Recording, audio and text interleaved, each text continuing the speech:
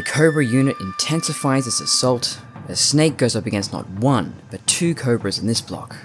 First, the Fear, who has modified his body to appear more reptilian than human, and is able to dislocate his limbs in order to climb trees like a spider. The Fear doesn't prove to be much of a challenge. Fortunately, the next Cobra will more than make up for that. The End is found lying in wait in Sokroveno. He calls upon some unseen force in the forest to provide him with the final ounce of strength needed for his very last battle. Will the fight be a worthy end to his career? That entirely depends on how you play it.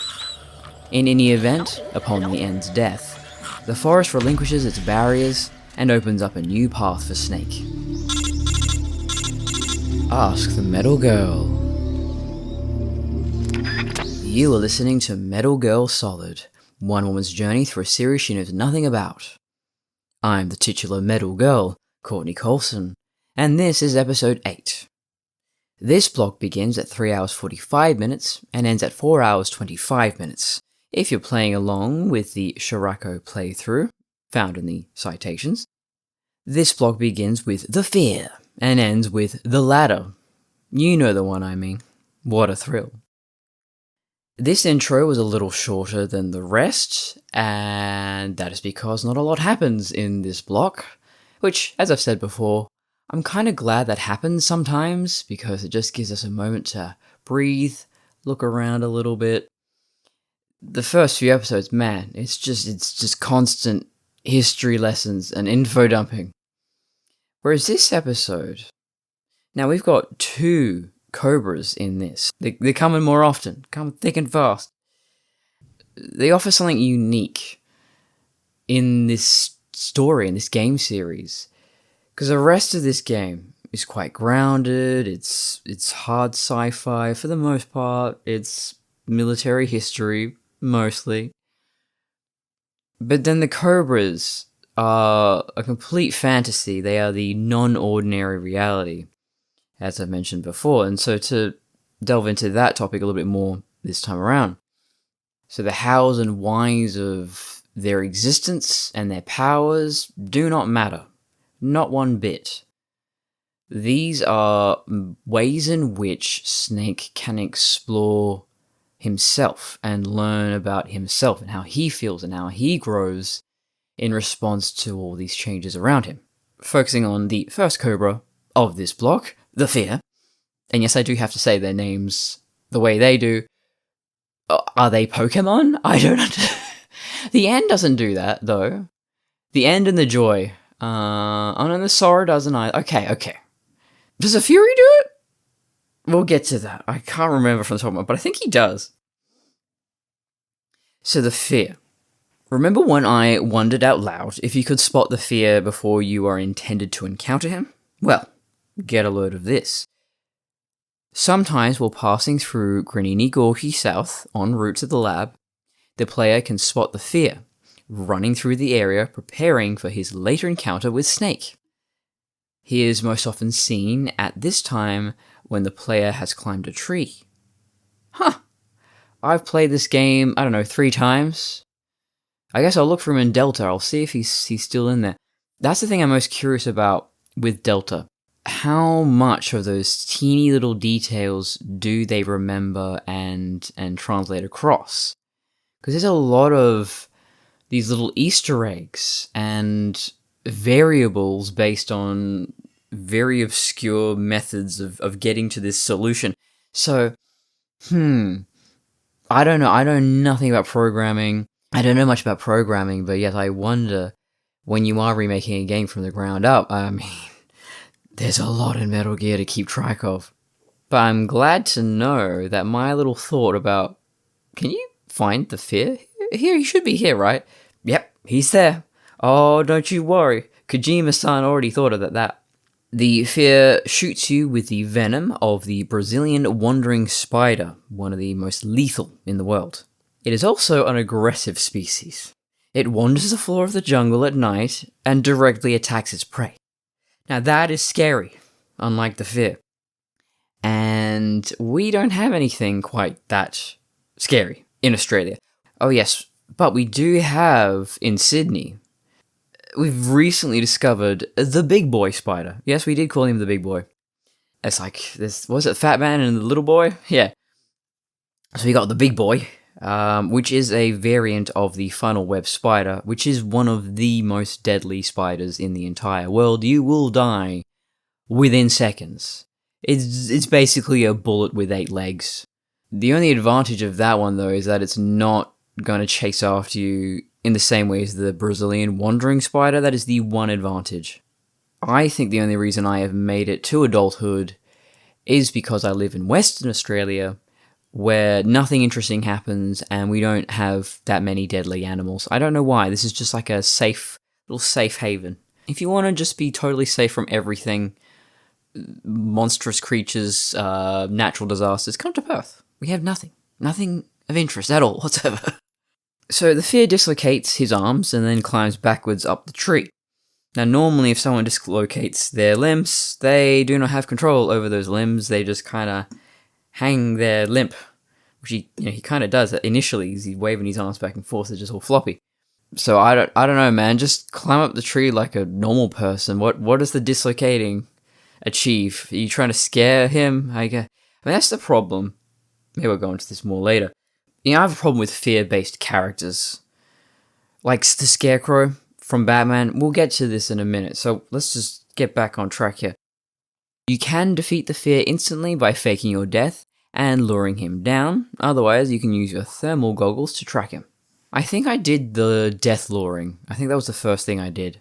I found the fear sufficiently challenging when I first played this game.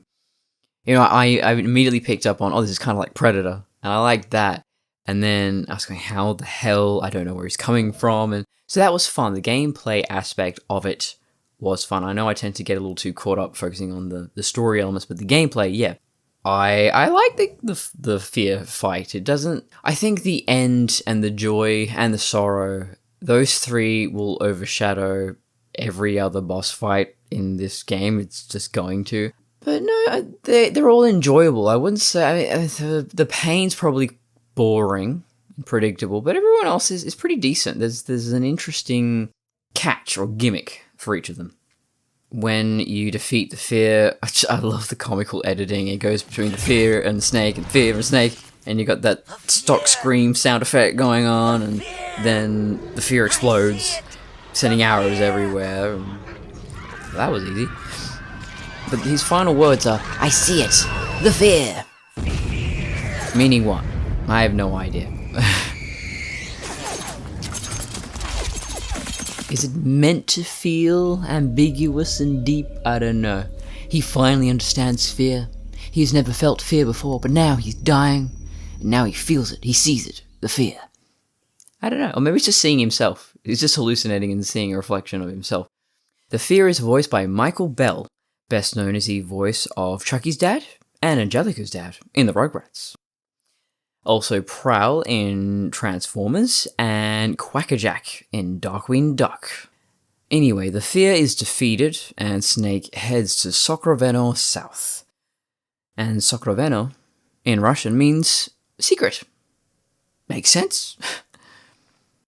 Eva calls Snake and informs him that Sokolov is busy putting the final touches on the Shagohod, so he better move his ass.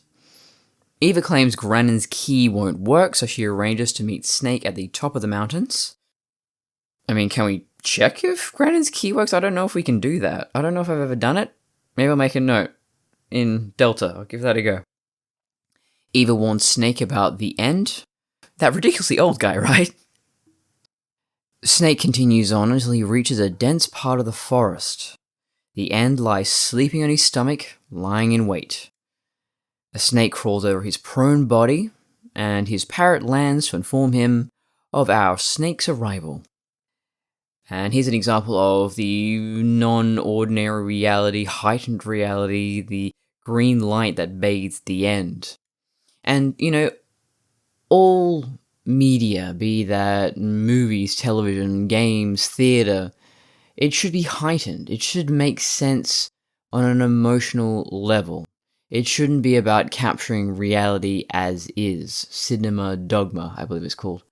No, you are conveying to the audience what it feels like to be this character, not what it is to be this character, to watch them from the outside as if it were real. No, it's boring. Why would you want that? And yet, most of modern media is following this realistic model where, great example is if you look at Star Trek, the original series, and you look at this really heightened lighting, it's impossible. You got this mood lighting going on, the dramatic eye light. There's a light just on the character's eye, so you know how intense they're squinting at the other guy, furrowing their brow, all that kind of stuff. Nowadays, we don't have that, or most of the time we don't have that. That's a real damn shame. Another good example, a friend of mine told me about this. So, while filming Lord of the Rings, Sean Astin says to the lighting guy, this doesn't make any sense. Where would this light be coming from? We're in a cave or whatever it is. And he said, well, it's coming from the same place the music's coming from. And that's a great way of saying it. And so in this scene, that light is creating this emotional experience. But why I would actually better describe that as a bit of a non-ordinary reality is that it's showing Snake and also the End are entering into this other plane of reality. The End somehow, I don't know, he's a druid or something, that he has control over the forests, and you're Alice in Wonderland here. You're nothing is what it seems, and it's telling us to anticipate we're about to enter this other place, this other plane of reality. In this area, well, in Sokroveno, this is a place where you can find the Tsuchinoko, the weird little fat snake thing, which is apparently a creature in Japanese folklore. Japanese folklore and their creatures are buck wild. I mean, we've got some crazy ones in our Western pantheon, but I don't know.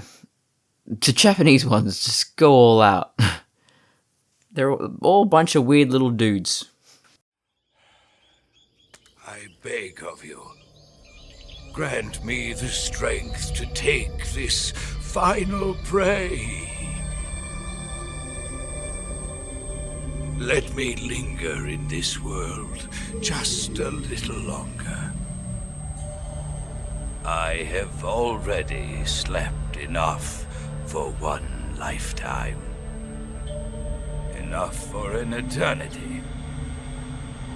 You have my thanks.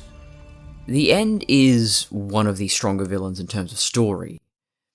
He is compelling because there is the implication of greater depth. So far, the pain and the fear, well, within the text itself, gives us next to nothing about them.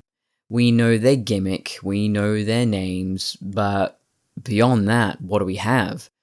And the novelization tries to expand on their background, and honestly, I did find it effective. And I don't know if you, as a listener, just hearing those little excerpts, feel the same way, but yeah, just giving them that little bit more background makes a huge difference. It's almost like in horror movies, if you just take a few sentences, it could just be a few sentences, a bit of dialogue for each of the characters, suddenly you're a little bit more bonded to them. And I think that could have absolutely been the case with the Cobra unit. But, maybe that wasn't Kojima's intention for us to have more of an emotional connection with these characters. It was just more about the gimmick.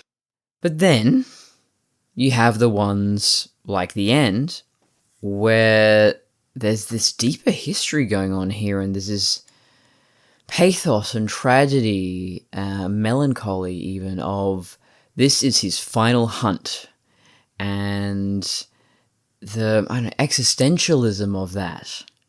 The End is voiced by J. Grant Albrecht, best known as Crypto, the lead character in Destroy All Humans, a game I haven't thought about in many years.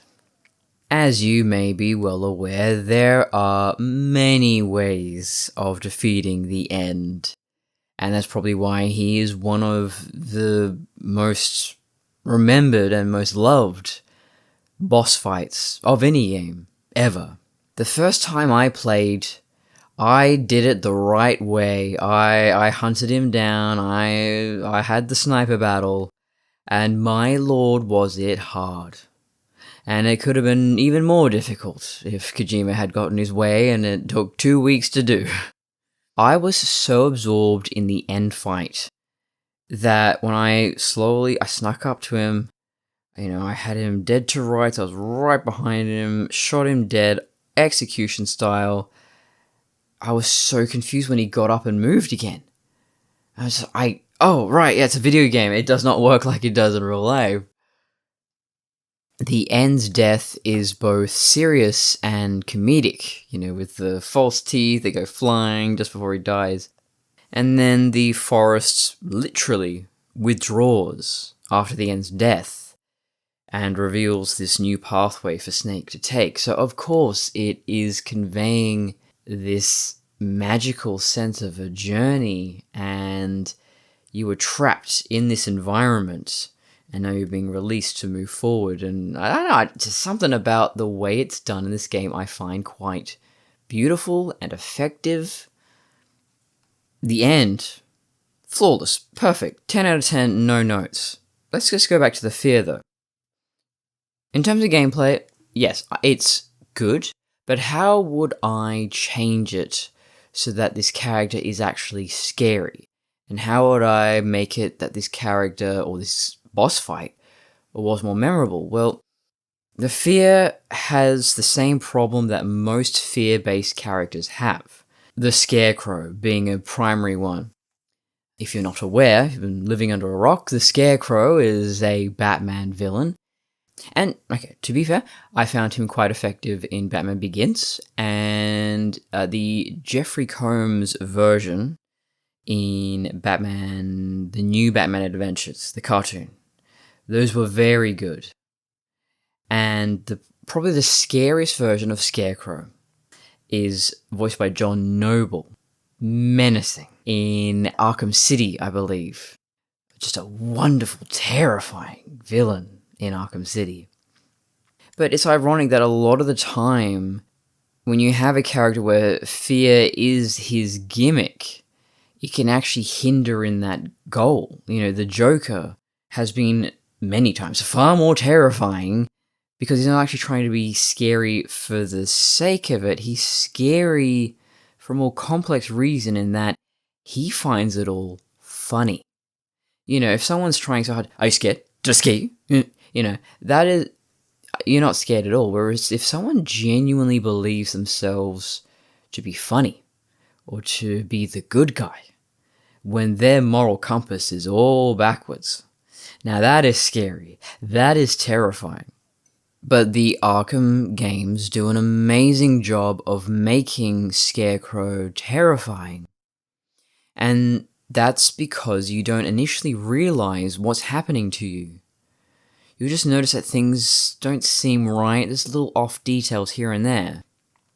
And the next thing you know, you're trapped in this total hallucination. It's extremely effective. So, yeah, maybe the fear could go that direction where he's poisoned you, you are dying, and that poison is causing you to hallucinate.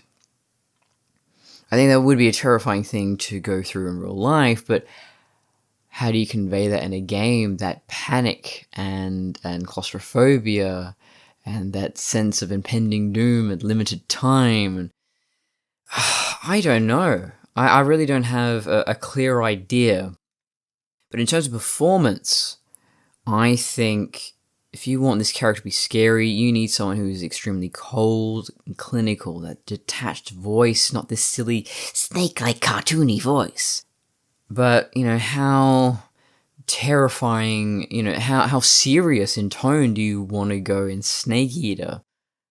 You can kind of go either way. This game has it all. It goes from one extreme to the other. So, do you want a character that is effectively scary, or should he be this silly cartoony character? And obviously they've gone with the silly cartoony character, which I think hinders it, because then you have the end and the sorrow and even the fury. So the pain and the fear just suffer from this tonal issue of, are we being cartoony and campy, or are we being grounded and serious and tragic and all that? I don't know, it sits in this weird middle ground. And I would honestly say the sorrow is quite a confronting experience. And that's what the fear should be. Fear is facing only your fear. And, well, what does Snake fear the most? Well, Snake is afraid of having to kill the boss. So, well, then what? You hallucinate and you think you've killed the boss, but then you have to do that later. You know, when you really have to kill the boss, well, now you've ruined the impact of that scene because you've already done it. So, I don't know. I really don't have a clear answer. But I'm not really satisfied with the fear we get. He's pretty throwaway. He's pretty forgettable. The fear has 2 crossbows, the William Tell and Little Joe. Silver for monsters, steel for men. And as I mentioned, this boss fight is inspired by Predator, a creature who is legitimately scary. So I don't know, maybe they need to lean more into that. I have no answers. Defeating the fear in the HD Collection version results in a trophy or achievement called If It Bleeds, We Can Kill It. The fear's design, more specifically his spider-like method of walking, was based on a rejected design for Raiden. I don't understand how that could be, because I don't really know Raiden yet, but alright. That guy really, really loved that design. That designer tried so hard to get that thing utilized, and well, here it is. I hope he's happy wherever he is. So apparently there's a character called Old Boy in the earlier games. And Old Boy's appearance and age were later incorporated into the end. Likewise, his intended backstory of being a former mentor to Big Boss was instead incorporated into the boss in the same game. This is from the Old Boy Metal Gear wiki page. The end was originally supposed to be called the Doom. In Death Stranding, there's a condition called Dooms. Don't know if there's a connection there, I'm just saying. I just wanted to talk about, so who localized or translated this game? And I looked it up. We have Satoshi Hirano, script and continuity department, gun researcher, no credits outside of Metal Gear and Castlevania. He seems to do translation, localization research as his primary job. Tatsuya Suzuki, script and art department, worked on a few episodes of Samurai Champloo as an animator, and she seems to be an animator primarily. Yuko Yano, localization, and tool supporter, whatever that means. And this is her only credit. Yeah, I do wonder about, because so these are all Japanese people translating this game into English, and I remember reading an article, the guy who translated Metal Gear Solid 1 was an American who did a lot of research into all the military stuff, and he did a great job of localizing it and giving that extra depth. It'd be interesting going forward seeing how those translations affect the final product, because there's something very Japanese about Snake Eater, and actually MGSV. I love this weird way about their dialogue. It feels almost poetic because it's more a literal translation of Japanese speech. Simulacra and simulation.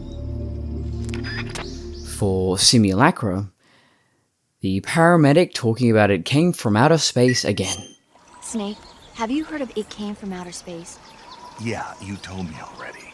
So this astronomer sees a meteor, but it's really an alien spaceship, right? And the aliens start replacing the townspeople with clones and forcing them to help repair the ship. The 3D effects were quite realistic. I've got all the real I can handle here in the jungle. No, you don't get it. Precisely because it's realistic, with the images jumping out of the screen at you. It makes for a nice escape from reality. I have to admit it made my eyes tired, but it was really intense. Unfortunately, they don't make very many of those movies anymore. When did it come out? I was still in college, so probably about 10 years ago. Guess I'm out of luck then. You know, they're coming out with household versions of video cassette recorders.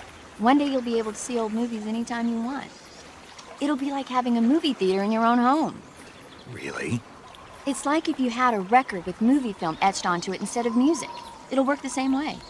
You're kidding. No, really. And someday they might make movies where you control the characters yourself. Sounds like magic. It'll happen. Make sure you stay alive to see it, Snake. Do you remember the 3D movie phase of around 2010, 2012?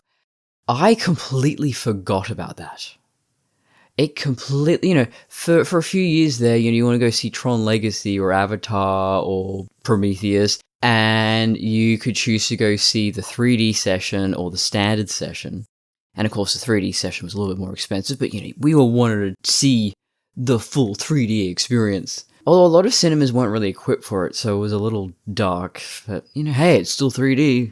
Thor's Mjolnir is coming out of the screen at you, So 3D movies have been a phase we keep going back to again and again and again. And so from this, it came from outer space era. When they did 3D effects, they really did the 3D effects. So things were jumping out at the screen, and it was very much trying to capitalize on that. Whereas, thank God, a lot of 3D movies from the 2010s didn't get too carried away with that. So you can watch, Tron Legacy, Prometheus, Avatar, and they just play like normal movies. You're not taken out of it every now and then. Oh yeah, this was once a 3D movie. But it blows my mind that, admittedly, I have had a traumatic brain injury, but yeah, no. Like a year or two ago, I don't even know what made me remember 3D movies and those black thick rimmed plastic glasses we all used. Completely forgot about all of it. And I was like, hang on. The fuck? Yeah, we did do that. When did that stop? Why did we stop doing 3D movies? Here's the reason why we keep stopping the 3D movie thing, why it never takes off, why we even tried doing 3D TV screens. I'm sorry for anyone who bought a 3D television. That is the attempt at, is this simulacra or is this simulation? Because the purpose of 3D movies is to create, it's a heightened experience, but it is trying to give us an aspect of reality, but heightened. This larger than life experience, and you're seeing it in 3 dimensions. And it just doesn't work because how simulacra succeeds, why Disneyland succeeds, is it presents a version of reality that is preferable to true reality. And 3D movies will never, ever achieve that. And that is because that is not what we want out of films. As the paramedic says, it makes for a nice escape from reality. We don't want movies to be like real life. We don't want to view them as if we were standing in the room. Imagine watching a movie. You're sitting in the room with the characters and watching the action unfold. That would be awful. That would not be a film. I don't know what that would be, some kind of performance art, I don't know. But film, and even games, it is working on the principles of painting, which is to say that you have one artist, one vision, telling you where the camera goes, telling you what the lighting should be doing and the music and all of that. You are experiencing a work of art that came from someone else. Now, video games are an interesting middle ground where it is an artist telling us what to think and feel and do, depending on how open world. If it's just like Fortnite, World of Warcraft, Minecraft, all the crafts, those do not have an auteur perspective. But a Hideo Kojima game, or a Neil Druckmann game, or a Cory Barlog game, they have a vision that they want to share with you. So you don't have complete freedom, because it is not reality. But film is not even that. It's much more narrowed. It's like a painting. And so to make a 3D movie, it almost seems to be missing the point. At least in my perspective. I don't think it's ever really going to take off because that's not what we want out of our films. We don't want to step into it and be in it the way we do with games. I think 3D gaming has more potential. Seeing the headsets, headsets are doing all right. I expected them to sort of peak, crash, and burn, but they've stuck around, although they're not as popular as they were when they first came out. But video games are about that immersion, about that simulacrum. And so that, I guess that's why I've put it in the simulacrum category. This is an example of the simulacrum failing, because it is trying to present an illusion, a fantasy that people don't really want, and kind of goes against the medium that it's being injected into.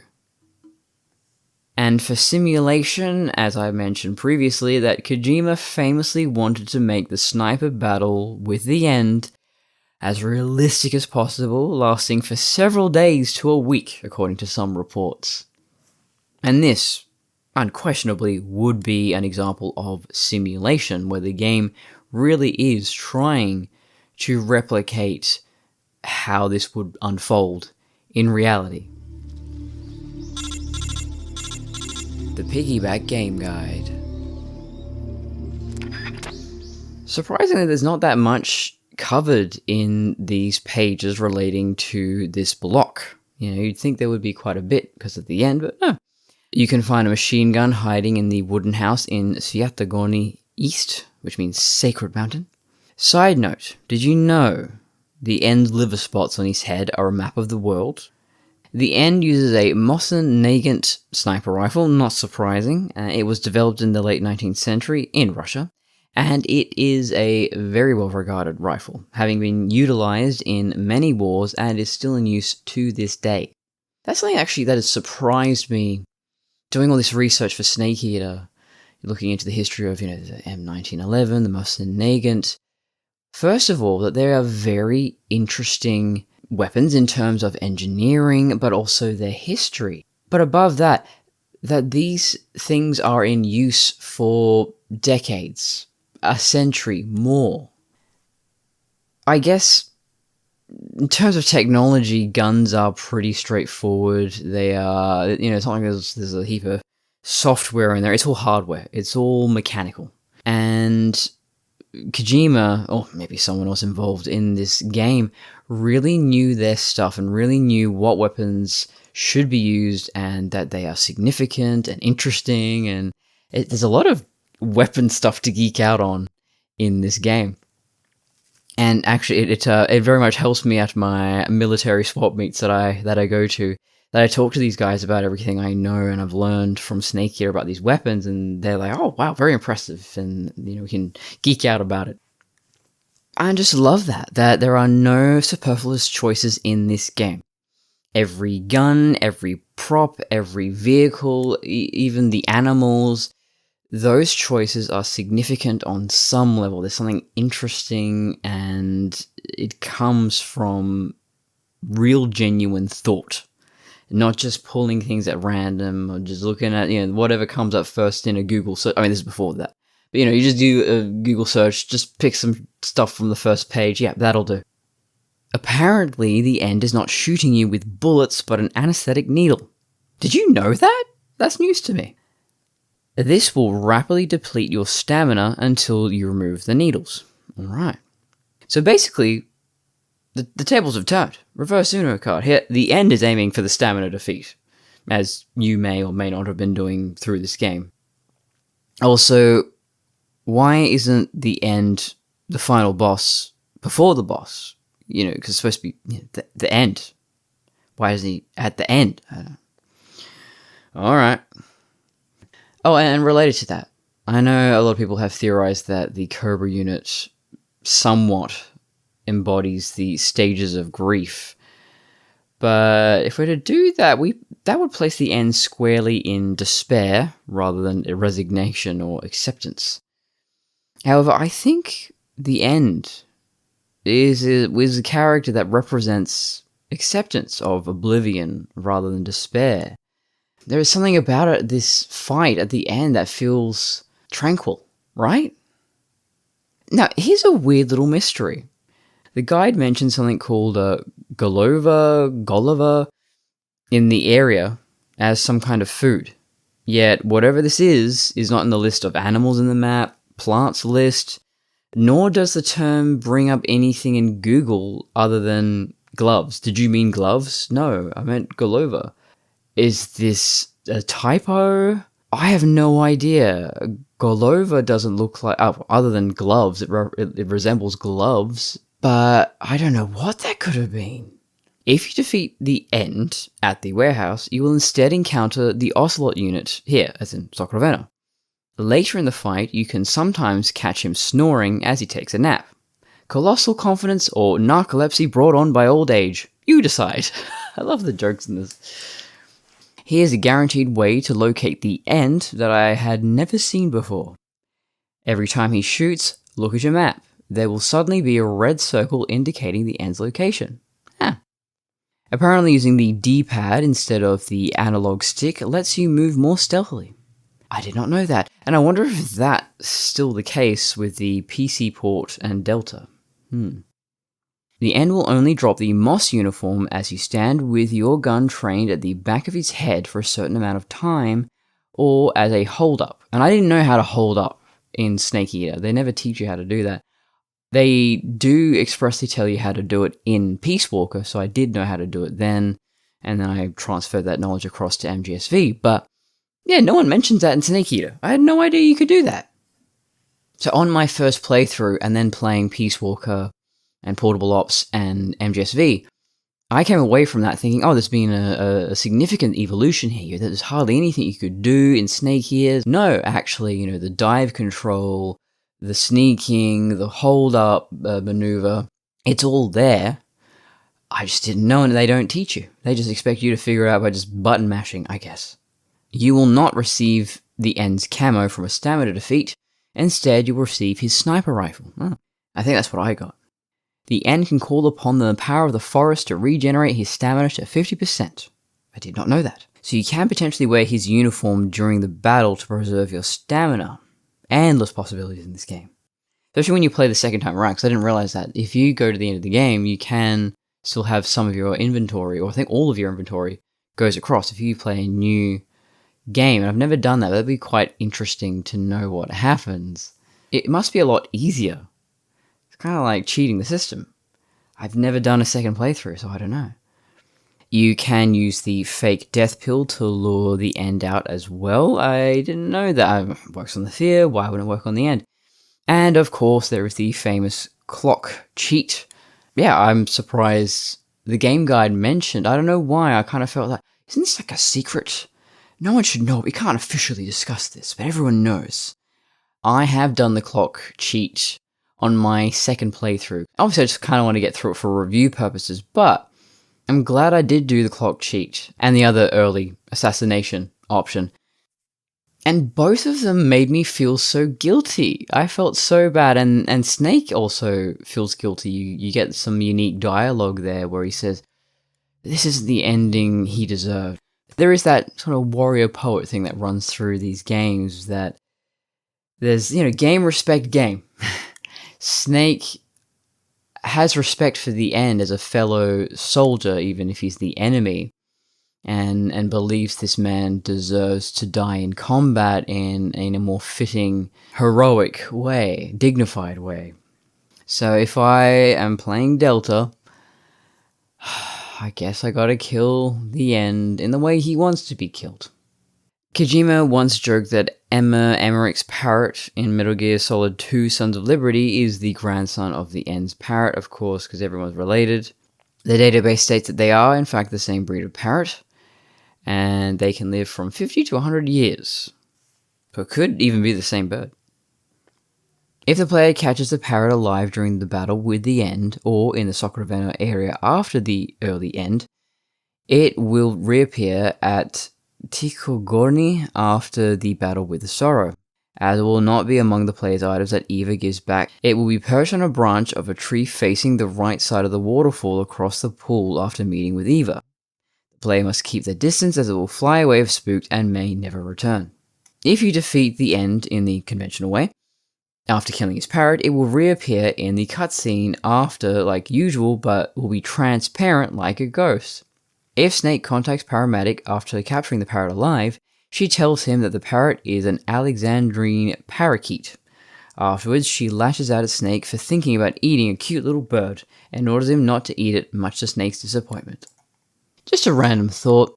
What if Quiet in MGSV, she's got the weird vocal cord parasite, bloody sniper powers. Yeah, what if her eyes popped out like the ends does? It just wouldn't be as cute, right?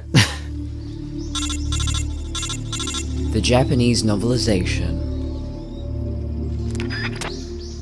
We get a World War II backstory with The Fear. It's well written, I'll grant you that. It's just not very interesting. Here he is circled by enemy Germans during Operation Paperclip. The Fear hides in the trees and picks him off one by one with his bow and arrow. And I quote here, "So this incident and this operation, a veteran of battle, finally made him tremble like a new recruit. Even if he survived, he might be buried in the dark as an inconvenient witness.